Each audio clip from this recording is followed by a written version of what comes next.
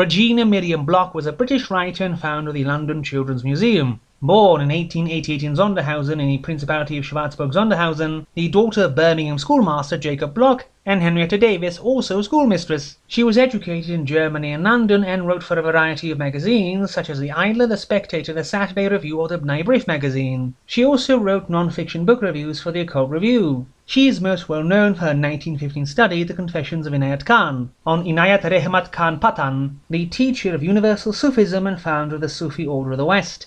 She wrote two collections of short fiction, the 1917 The Swine Gods and Other Visions, which we shall review today, and her 1918 The Book of Strange Loves. In 1929 she founded the Children's Museum in London to educate and inspire the children of all races. She died in Hammersmith in 1938. In the foreword, prominent British writer and Zionist Israel Zangwill says of Bloch, "It is obvious that her talent, whatever its volume, does not run along with the mainstream of contemporary letters, but eddies in the stiller backwaters, and extols a passion for saga and myth. Most of these stories are presented as dreams. The Swine Gods has the narrator dream themselves upon an endless grey lane, the long lane of the lost, where they meet various weird, sad, sobbing children, representing various things such as lost love, the lost hour of delight, and so on. Seeking shelter, they stumble upon a great massive building, and inside they see two giant statues of fire spewing from their maws, representing swine-faced Mammon and boar-faced Mars, with priests with cloven feet and acolytes bringing forth coloured flames, representing good souls fallen to greed and desire, or innocent souls taken from life by the caprices of war, running from this place in the narrator's face by a huntsman, seeking a soul that is seeking for the house of Mars and Mammon before waking up. A Song of War is a brief atmospheric vision of a great army of demons, with misshapen limbs and bat wings and vampire mouths and covered in gore, bearing flags of such cheerful mottos as endless slaughter or the tortures of hell, travelling along with death, with a bar top with a crown of thorns and a pair of crosses, the latter being used to crucify Christ again in the name of war.